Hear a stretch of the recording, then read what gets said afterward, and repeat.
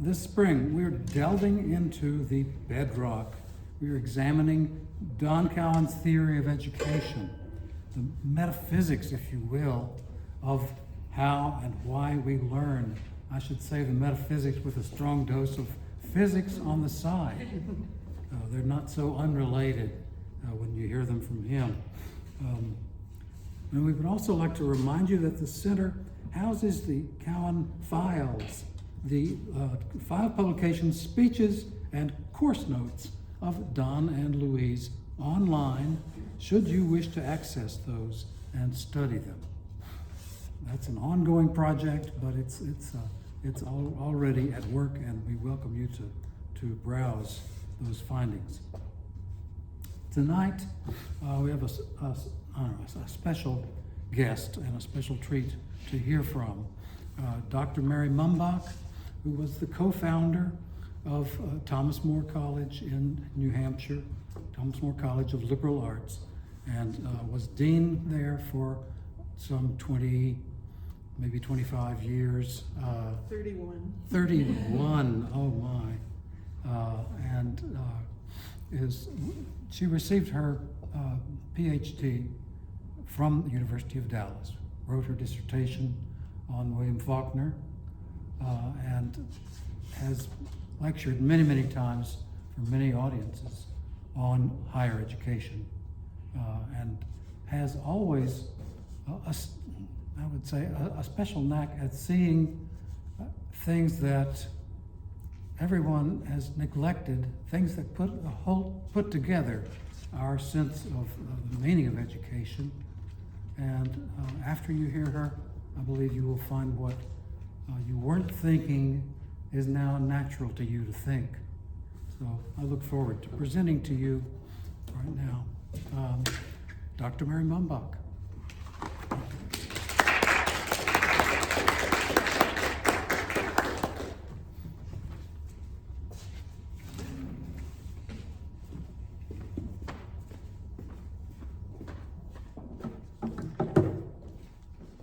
Well, it is wonderful to be here, present at my alma mater, and where I spent 11 years as a student. I think it added up to from start to finish, because I came here as a freshman and thought I had died and gone to heaven, and then they couldn't get rid of me, and so anyway, it's been something I've been always absolutely grateful for, and wouldn't trade it for anything in the world, that experience. So what a privilege and a joy to be back here. What is it? I think that alma mater is our adopted mother, our soul mother, and therefore I've heard alumni translated as nurslings. So we're still taking sustenance and taking it in, not just observing it or remembering it from a distance, but still having nourishment from that education here. So it was amazing to go back to Dr. Donald Cowan's works. And some of us present were graced to have been actually present in person to hear some of the speeches collected here in this book. We had them delivered in person at convocations, graduations, various events, Law Day. I remember all kinds of things were occasions for speeches.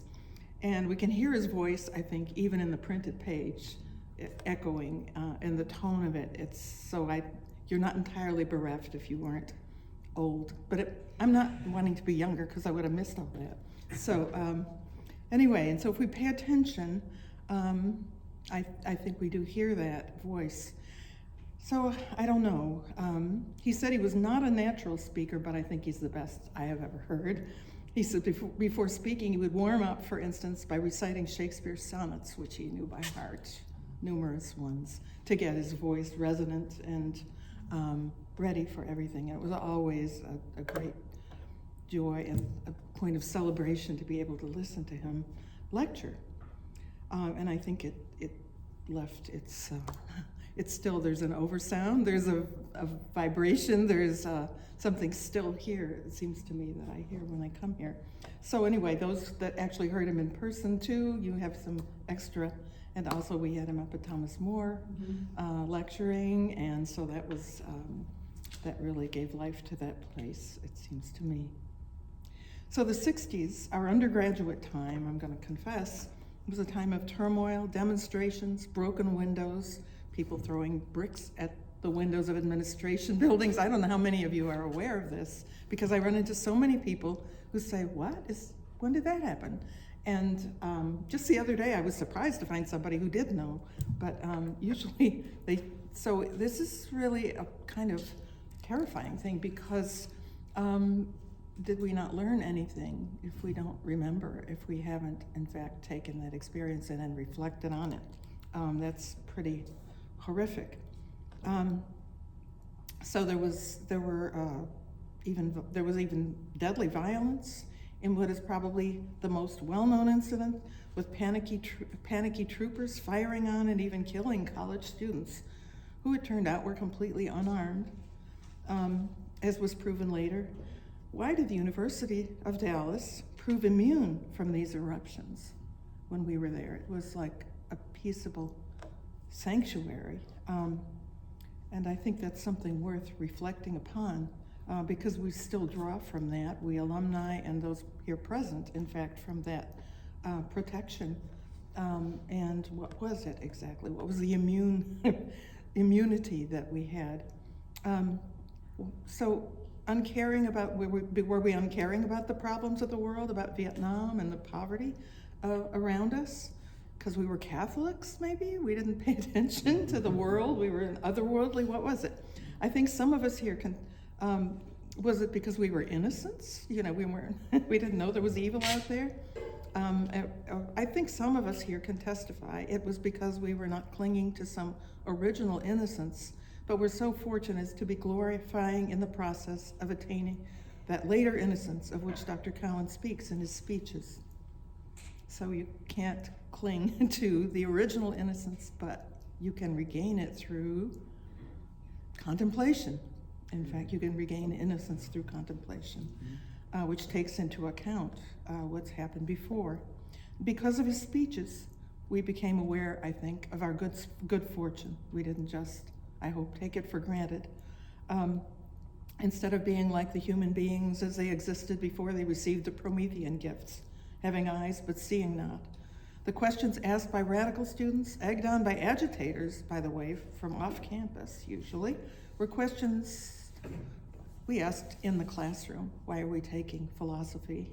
Why does the institution have the order that it has? These were for open discussion within the classroom, and I think that's what really gave us the immunity, not that we ignored things, but because we actually faced them and reflected upon them, encouraged by the faculty. So he said that once that time passed, those questions that the radicals were asking were never answered, never really properly addressed. I'm sorry if I'm repeating things you've thought about already, but it still stands out to me so much, because he said that the protests and the problems actually kind of went underground. People got kind of tired of it all and wanted to go back to normal life, more or less, but they still smoldered underground, and in fact increased because of not having been addressed or resolved. And he said following the current course, these could erupt with even more violence in the future.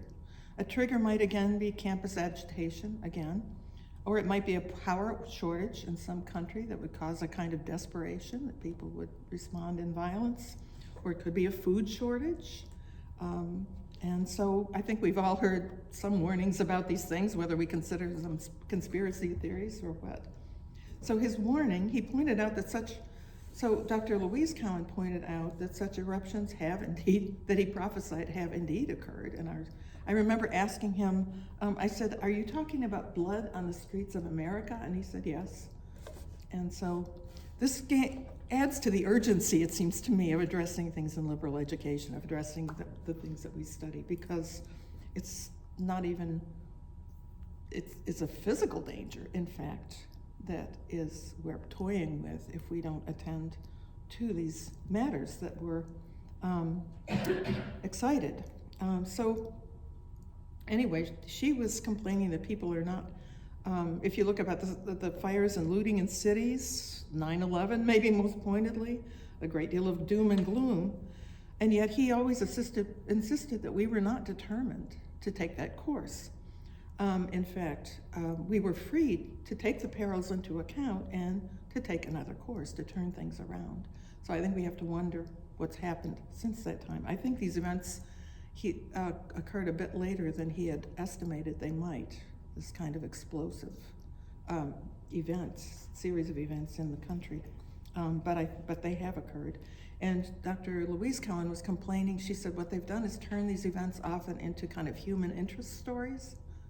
So you think about the little babies who were unborn when their parents were killed in 9/11, their fathers, things like that. And we avoid looking at the patterns that they fall into in our civilization primarily, but in the cosmos, we might even wonder. So the peculiarity, if you will, seems to me yet it's hard to understand Dr. Cowan. I go back and I say how beautifully written and graceful. And I don't know about the rest of you, but I read and I say, oh yes. And then I say, what did he just say? And then I go back and I'm stunned and sometimes confused. And so this peculiarity, if you want to call it that, I think he's the unpeculiar one and we're the peculiar ones. So, if you will, seems to me to be illustrated soon after the publication of the speeches in an exchange I had with a well-known, erudite, conservative philosophy professor, a strong advocate for tradition, a student of Dietrich von Hildebrand, as a matter of fact. His reaction to the publication was, this book has much to say, but nevertheless, it's too optimistic. I queried, you mean, for instance, where he says, it is impossible to know what conditions current students will encounter upon the day of graduation? He offers 3 possible scenarios. It's on page 16 in the Between Two Ages in Unbinding Prometheus. And he says, for higher education, the perennial future is always 30 and more years away, not the year after graduation, the time when students in its charge will be directing the course of society. So by that time, there'll be the senators, the bishops, the CEOs. They will have approximately that time reached the height of their responsibility in life. Somebody said to me, the grandparents, so these people that are carriers of instruction for the next generation. He says it is for that time that education must be designed. In a period of change, quite obviously a curriculum for the new epoch cannot be prepared in close detail. And particularly is it difficult to specify programs when we have little idea what conditions will prevail when these students take command. Now here's what he says so cheerfully, as the critic said, will that future be a time after a Holocaust when the world lies in ruins? That cheered me right up. When engineers as epic heroes must regather shattered resources. Will society have successfully maneuvered through its crisis with political philosophers carefully crafting structures that will evolve into a happy age of equilibrium? This maybe even, is this worse? I don't know. Will it be the time of crisis itself when spiritual leaders are rallying the remnants in the catacombs to take heart and raise their voices in a new song of praise for existence, seeing in the radiant and devastated landscape the prospect of a new Jerusalem? Whatever conditions are in that perennial future to which the current college age is headed, all will be needed. Scientist, philosopher, prophet, poet, not as a federation of specialists, but as a unified body of thought, communicating through a common understanding so that coherence is a natural and inevitable consequence, and the fragile human race can move to a higher plane of sense and desire. I guess that's where the optimism comes in, that you can get to a higher level, but not without a great deal of tribulation, suffering, and dedication and sacrifice. And then he says, actually, the crisis is not 30 years away, not 10. The crisis is now in our present classrooms where future heroes sit expectantly awaiting the formation of their souls in order to face whatever difficult tasks lie ahead. And I think Dr. Cowan quoted from that during his lecture. And so this is kind of stunning, actually. This is the urgency of this is, not decorative, this education. It's not something that is there for our own advancement only, but it's something that is even a physical challenge, all right, so when I read from the passage, that philosophy professor got a little quiet. I said, you call this optimistic? Exactly. But Wiz's, of course, is not optimistic, but hopeful, rather. It's peculiar. Let's see, so if we look closely, we can have a hint of the problem. For instance, that third alternative, one of the possible conditions for current graduates upon graduation, it refers to the radiance of the deathly surroundings. This is because of a nuclear blast. It's radiant, right? Yes. As I read it. And so it's but a foundation for rebuilding Jerusalem. He still sees that as so. So in that kind of apparent contradiction, it seems, is the key to the dilemma and to what, is kind of startling in this volume. So sometimes I wonder whether in his case is the opposite of what Dr. Louise Cowan says about Ransom's. She says that the gentle demeanor, I don't know if you've seen pictures of Ransom, this very sweet looking, courteous gentleman, she says prevented readers from noticing the violence that became apparent once he was no longer with us. Then you looked at his poems again and said, what? Because, so she thought his presence actually prevented you from noticing much of the violence in the poems, because you have archetypes breaking through the mythical constructs and terrible possibilities ranging in monstrous things. And he talks about the monstrous in Unbinding Prometheus as well, and how it can break through. So,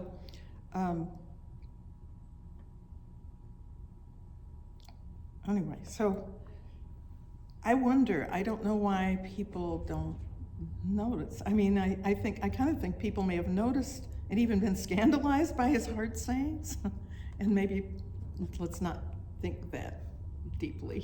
I don't want to think of those possibilities. It seems to me that he doesn't mince words when he emphasizes the most risky aspects of education and of building civilization, rather than uttering prognostications of easier and more certain worldly success. For instance, this will help you get a leg up in your work, things like that. The side of its results that might prove comforting to, for instance, students' parents. Oh, don't worry, this will be safe. So he's really emphasizing, I think, in these speeches, the danger and yet the joy of being given this kind of calling. So I don't think I ever encountered anyone who addresses the questions of education, much less Catholic education, with such depth, nuance, or charity. One day, I say it addresses education or dare I say it, one that addresses education in a more Catholic spirit. Kind of like the Faulkner novel we read in the seminar in the fall, difficult because demanding, and not just because it's hard to read the literal level, but because, as I think it is actually, but it's something that calls to be understood, calls forth something on our part.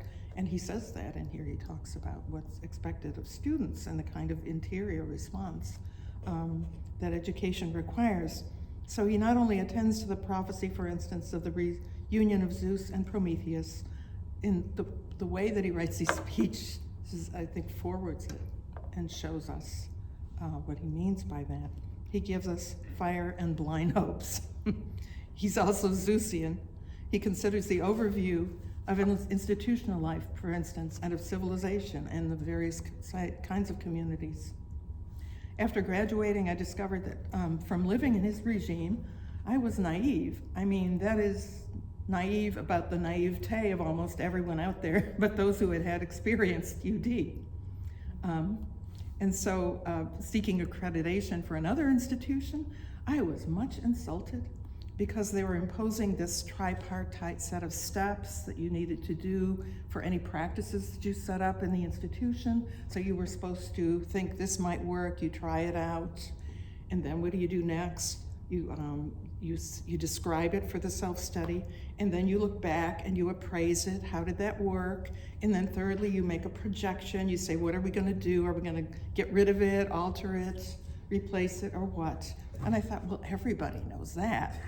Well, they don't. I've been in a number of institutions where that's not at all the practice. In fact, they need to be told that. Apparently, most of the institutions I've worked at evidence no such awareness. Try one thing, try another thing. Why don't we try this? That's interesting, That might be profitable. I can name many institutions that have gone down therefore, I've watched a number of them in catastrophe. So, anyway, I think I wanted to hand out and to have us consider what I'm talking about, some of what I seem to be really shocking things that he is, some points, I don't know, thank you. Thank you. And see whether they shock you too, or if you just say, oh, I think that's exaggerating, or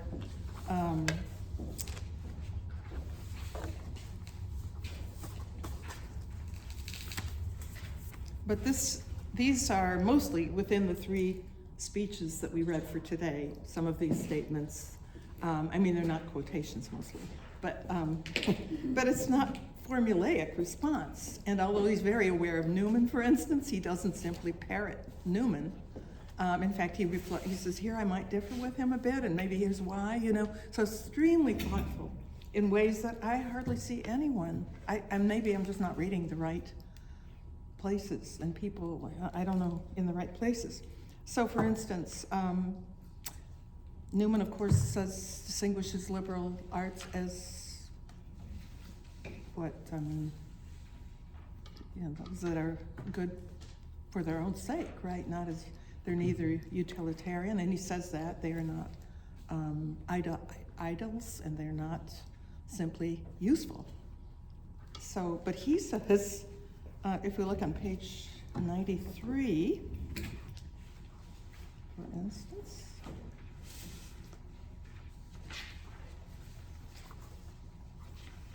we won't go through all of these, but inch by inch before the break at least. But so the opening of universal liberal education. And he doesn't say almost everybody should have a liberal education, does he? He says everyone. So, yes. Anyway, my intention here is not to promote the liberal arts as a classical tradition, nor to well, that's what many people do and are very satisfied with that, seems to me. Nor to redefine them in terms appropriate for the day. That's what other people do, show how they are, current. Nor, neither to demonstrate their utility. Say, well, you get a job better if you know how to write, nor by freeing them from utilitarian constraints to make them ends in themselves. For truth to tell, the liberal arts are no more ends than they are idols or instruments. They are merely, all they are is, what? Means toward a goal which has never been and perhaps never can be overtly stated. Something that lies just over the hill, just out of sight, just out of reach of our hearing.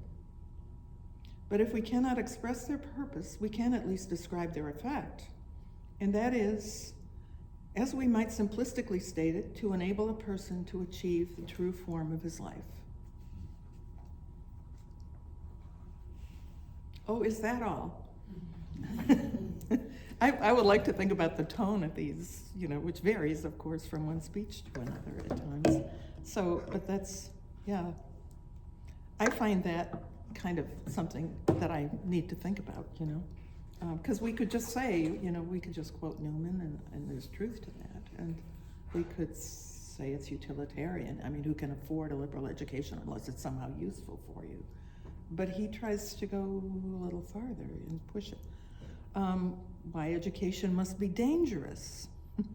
I've been involved in orientations for students that try to show that they're not in any danger, and that they just, this is your new home. You'll be comfortable here. No, you won't. Not if it's a good education. You won't be comfortable. You'll be something else. You'll be joyful, maybe. But I mean, even my freshman year, I remember in Madonna Hall, Sister Mary Ellen, who was, I think, I don't know if she was so much an advocate of liberal education, but even she, I remember saying at a meeting of the women in the dorm, saying, "This is not your home."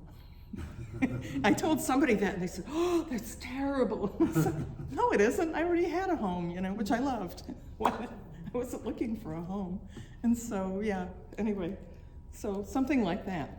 Why prudence is not empty caution and simply caution and calculation. He talks about that. I don't know, anybody remember particularly what he says? He does give us a more traditional view of it, that it's, and how to serve the good in a particular situation. And it has to be self-effacing, in fact. So it can't be for your own profit and promotion. In fact, it's serving the good. Why knowledge is associated with guilt. That's a certain fear, right? If you're an innocent and then you start learning things that might taint your innocence. But he says, nevertheless, why advocating educational reform is never a good idea. Would you have expected him to say that? I mean, many people would not. Why advocate, why faculty must make certain that if their teaching is incomplete. Yeah. Why faculty must risk falling, galling themselves, and maybe even having their livers eaten? Seems to me. Anyone notice that one? Well, you probably will. Yeah, but if you look on page 32, because I hope we get back to that at some point in the discussion, because it comes on as almost an afterthought. And this is the end of, this is cheating because it's not from today's reading. He says Prometheus, but he's talking about the union of reconciliation of Prometheus and Zeus. He says Prometheus can learn restraint, Zeus can learn mercy, but in the tales coming down to us, there are two mysterious elements. It is through the suffering hero, Heracles, and the wounded teacher and healer, Chiron, that the miracle of reconciliation is accomplished. And so you come back and he tells what Zeus must do if he wants to effect that reconciliation, and he has to engage Heracles and Chiron. So we've got the suffering hero, and he tends to call the students potential heroes. And then Chiron is a teacher, right? Teacher of Achilles, and among others, that the miracle is accomplished. The heroic spirit and education, these are the resources that we shall need in bringing together peaceably the mammoth opposing forces which will create a new epoch in human history.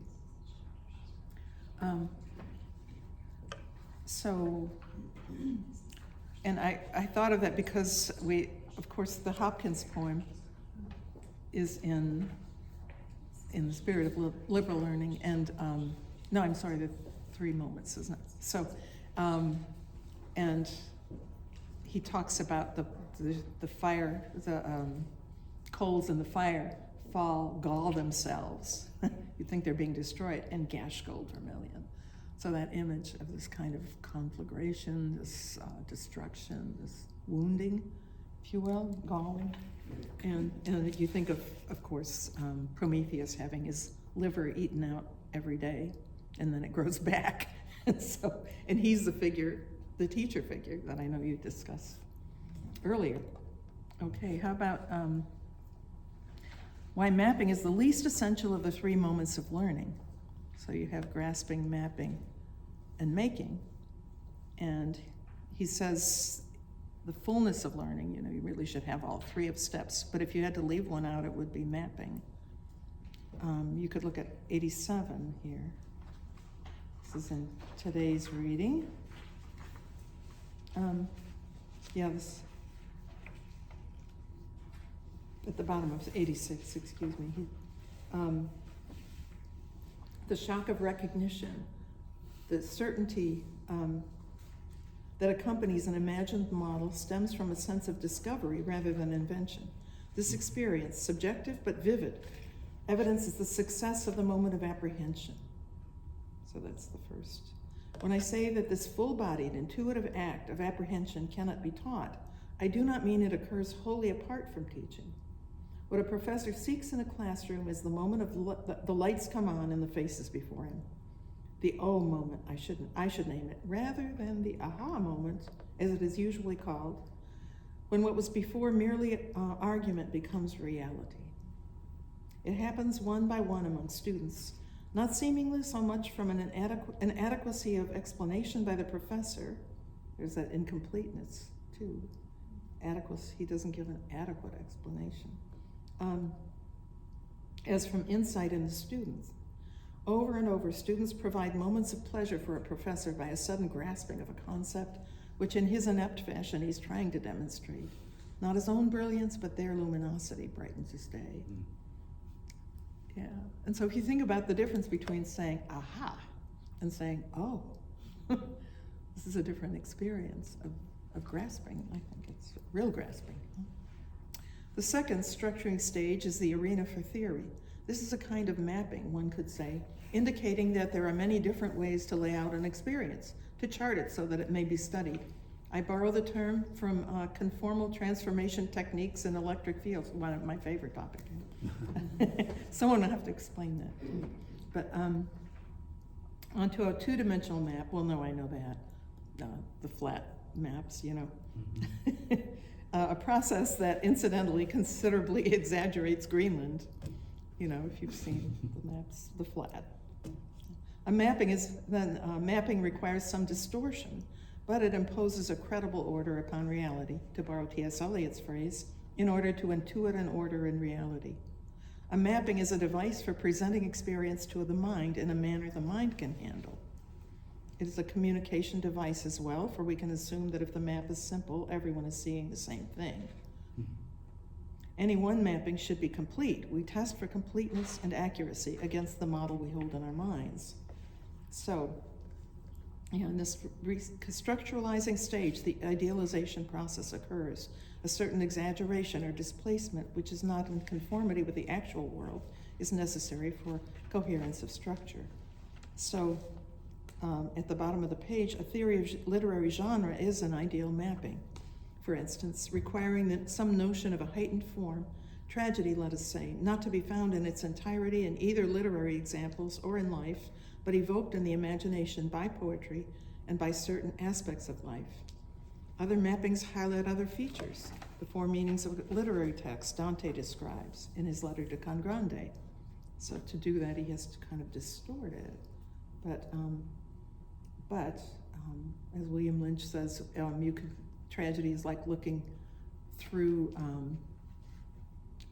the right way of looking through a telescope, and it exaggerates the horror of that aspect of life. But you don't come away thinking, "Oh, life is horrible." That's why you have you come away realizing that you've come to know reality from a certain point of view. And then he says, if you flip the telescope, then you get comedy, because the horrors of life look smaller. But you don't think you're looking at real life. It's not a slice of life, in other words. So I also like to think about, because I've been among people who really object to mapping, or they were having so many arguments about mapping that the president of an institution I was in said, can't we just read the word? Because of course, I like to look at them in generic form, and others wanted to go in chronological form strictly. And so how do you work on a curriculum this way? And finally, one of the people who was trying to ameliorate the problem said, can we just read them in alphabetical order? So, that wouldn't require any value judgments, huh? So it would seem. But mapping can help enlighten different things.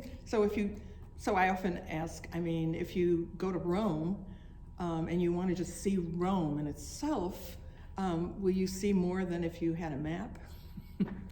Probably not. Now, you don't want a map of the sewers. That's not gonna, you need a particular kind of map, a bus map, a historical map, things like that. But you'll see more of the particulars of Rome. You'll notice more if you use a map. But you're not pretending the map is a substitute for, anyway, for the experience of Rome. And then next paragraph, for the third creative moment to occur, the first moment must have taken place. However intricate and extended an analysis may make, if the moment of recognition does not come, one cannot make a significant addition to a field of study. The thinker must have apprehended the object whole in his imagination in order to say or do anything important about it. In contrast, the second moment, the analysis, is not an absolute necessity. A work of art can be made out of direct apprehension, although such a work is likely to seem primitive or accidental.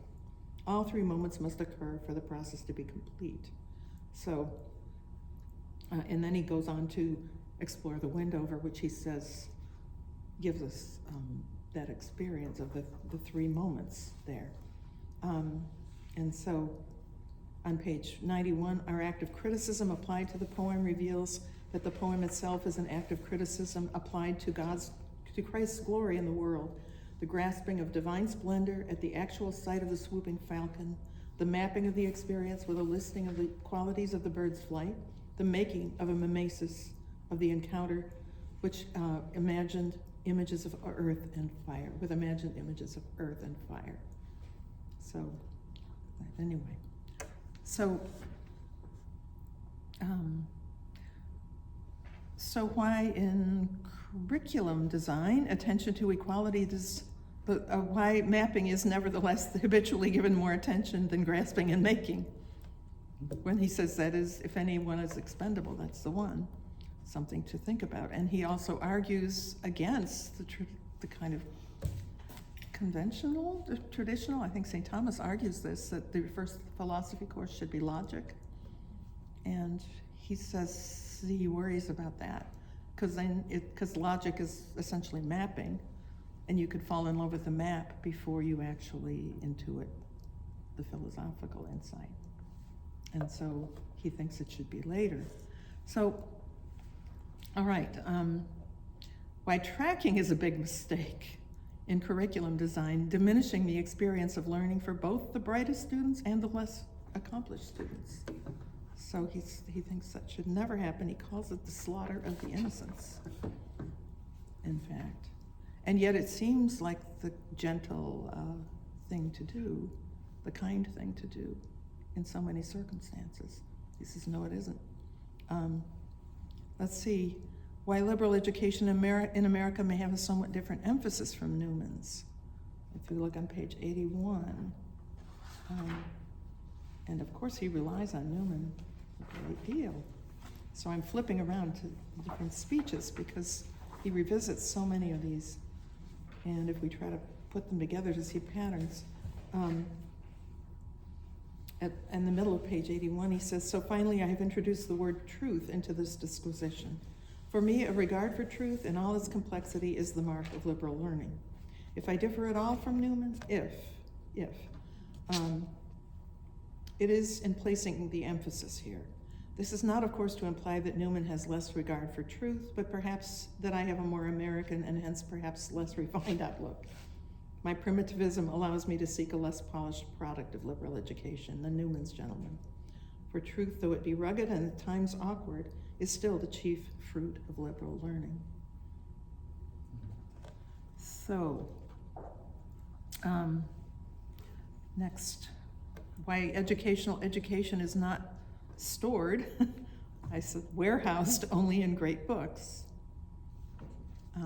Because he says, for instance, that's not where, most specifically physics, where the tradition is kept, so to speak. And he also talks about why recognition of distinctions among disciplines is essential.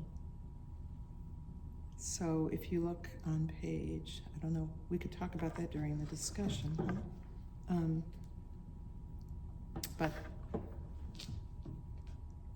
And there are those who argue against making such distinctions, making much of them, I think to ill effect. And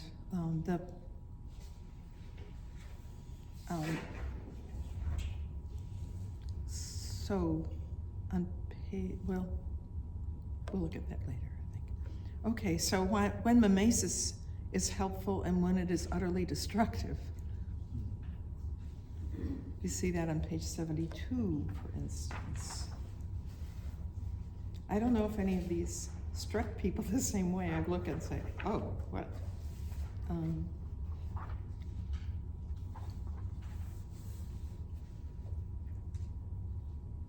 So, and this is related also to the distinction among disciplines, though it's not only about that. So he talks about how in literature, at the top of the page, poems, fictions, well, and on other disciplines, philosophical tracts, chronicles, essays, works of art, scientific paradigms, we tend to think of a liberal education as an acquaintance with a seemingly finite set of artifacts. Yet in some disciplines within the compass of the liberal arts, notably the sciences, the artifacts no longer function as generative sources for original thought. Philosophy and literature daily grow with fresh garnerings from Plato and Shakespeare as perspectives shift in their approach. Not so for the writings in science, coming to us from Archimedes or Galileo, not even from Newton or Einstein. These texts cannot be returned to for fresh interpretations or new insights within their disciplines. They are historical documents, active in intellectual history or in theories of culture, but not in physics, say, or biology. Such disciplines are residual, wherein the active artifact is not any single document, but a moving body of communal thought, synthesized from a succession of works.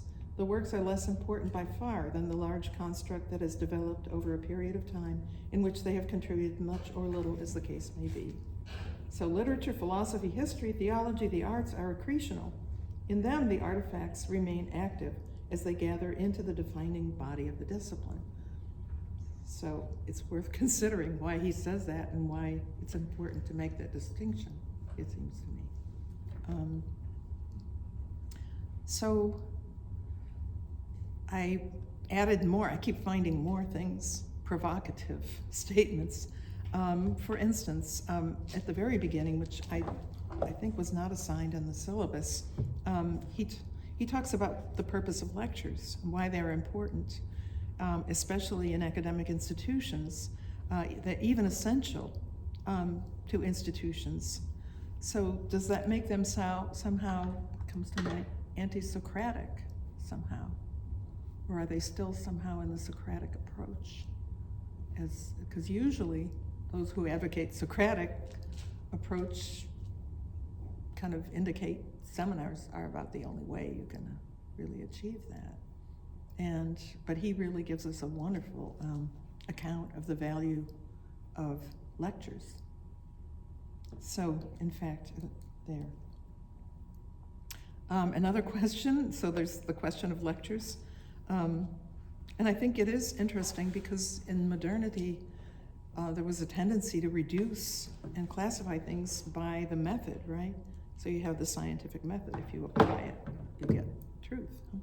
And so is saying seminars are so far superior to other approaches, connecting ourselves only to one method? Another question that occurred, why educational events should not be straining to escape the constraints of classrooms. So many people, I've heard so many education, if we can just get them out of the classroom. I don't know where they're going, but, and he actually calls the classroom a sacred space where learning is celebrated, set apart. You think about the word temple as Pieper talks about it, right? It means cut. The temple is cut away from the surroundings, given a sacred quality. And if you think about what an invention the classroom is, it's amazing. So I think people don't reflect on that, though. They quickly start saying, what else can we do, without appreciating what's in front of them. What's the difference between education and learning? He revisits that over and over again. And why is it important to make that distinction? It seems though education occurs in a particular place and time. Learning might occur at the same time. You're going for that, but then learning occurs outside of the institution and outside of the classroom as well. So you can finish your education and then be following lifelong learning. Why does he say, and this is early on in the book, that the students in the classrooms he's talking about, the immediate students, may be the best there ever were? That's a pretty bold statement. And that's on page 18. And this is after he has just said the young heroes are in the classroom waiting to learn. But on 18, he says the present generation may well be the best this planet has yet produced. The drug problem will subside, may already be subsiding, but the high profile sketched in by front page news and 2-minute television reports obscures the trend. Violence in schools increases, shouts the headline, but the fine print notes that the number of incidents has decreased. News, one must remember, is always bad news, and the young receive a poor press. But there they sit in the classroom, the best we have yet seen. Really? Do you know them? Maybe you do. Yeah. They have looked without flinching at the shadow of nuclear catastrophe, have survived the multiplicity of things foisted on them by overindulgent parents, have constructed whole imaginations out of the mosaics of an electronic age. They are ready to be educated. They are ready to learn. So it's so easy, I know, to fall into a pattern of complaining about students, and something you have to keep being mindful of, I think, because it's so easy to just get in a kind of habit of complaining about them. Not that there's anything you can find to complain about, but anyway, yes, you don't have to look far, but somehow that pattern of things. So why science, I added this too, why science is not bound by the myth of fact, at least not anymore. Something to think about. And then, as I say, the role of Heracles and Chiron, what does he mean? He kind of leaves us suspended there. This is this mysterious part of the whole process. The difference between entertainment and joy, that's on page 72 and 82. And on 99, he says, why hardly anyone would imagine, why does he say that hardly anyone would admit that education is an imaginative experience? That's on page 99.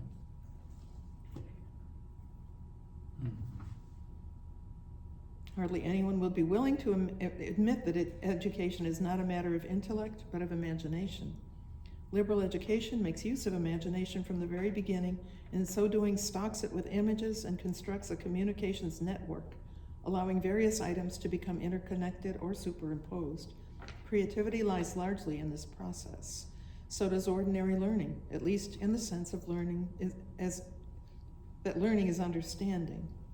So a little farther down, rote learning avoids imagination and takes its material directly to memory, tagging it there by something like a mnemonic device for ready recall. A certain amount of rote learning is demanded by utility, the multiplication tables, for example, but to fill the memory with information can easily stultify the imagination. So how much memorization, you'd have to wonder. And I think it's worth considering, and he calls us to do that. So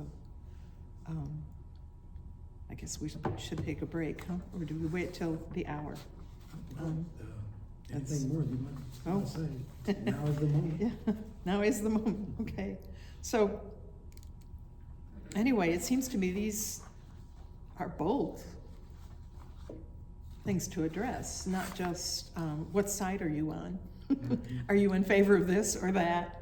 But wait a minute, is there an insight needed here in order to plan, design curriculum, to act in the future? What attitude do we take towards students? So I was thinking again, I haven't read this in a long time. It suddenly occurred to me, Father Lynch has a book on Prometheus too, Christ and Prometheus. Mm-hmm. Which I haven't read in decades, but Christ and Apollo comes up quite a bit. But he says one of the reasons that the church was having trouble relating to the world outside the faith, is we have such a diminished sense of the secular. It was kind of parallels, I think, what Pope Benedict said, that you have to recover the fullness of reason if you want to marry faith and reason. You know, it has to be a fullness of reason. So those kinds of things, I think, are what he would advocate. And so, Dr. Cowan said I had to show you my book, Unbinding Prometheus. Well, I'm a little rough, but I did read it a lot. It's marked up very well. So I think when he says that he predicts a reverse renaissance, moving to an age of stability, such as was experienced in the Middle Ages. And he says the difference will be between riding a bike forward, as we do now, increasing the GNP and, territory and increasing our things. If you want to stop and have an age of stability, that's even more difficult. The difference, he says, between riding a bike and balancing with it still.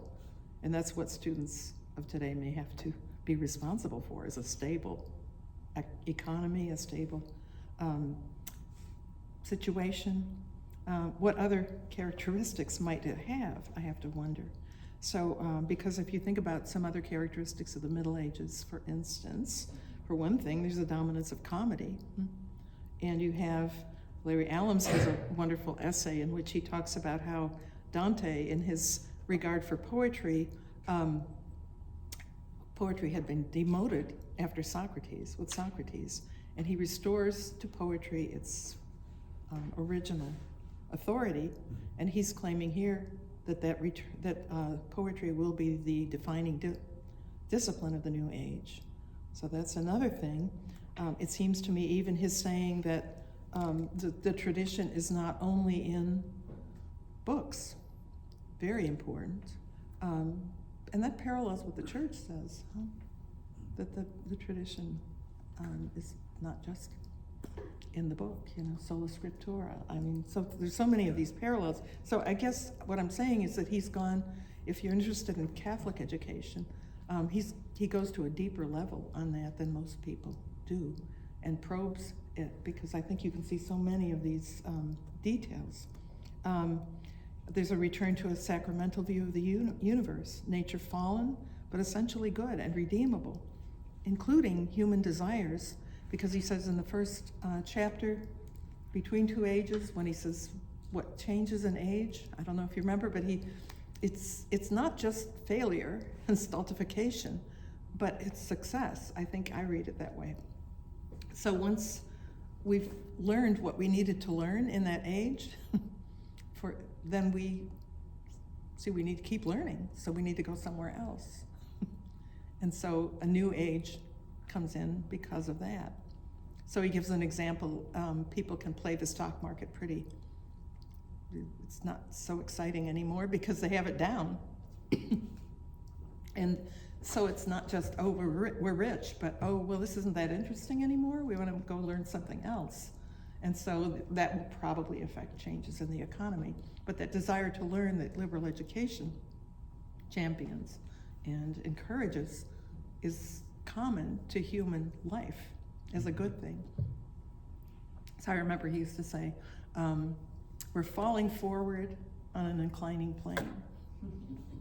So all of that, I think that hope for the future, not by eliminating the possibility of catastrophe and suffering and sacrifice, is very much in the Catholic spirit and the Western spirit generally. And but he's making it new. He's not just repeating formulas, but he's making us look afresh at the implications of it. And so I think it would be interesting to think more about, and I'm just really beginning again to go back and think about some of the implications of all of these things, because it's quite a bit to ponder. So help. All right.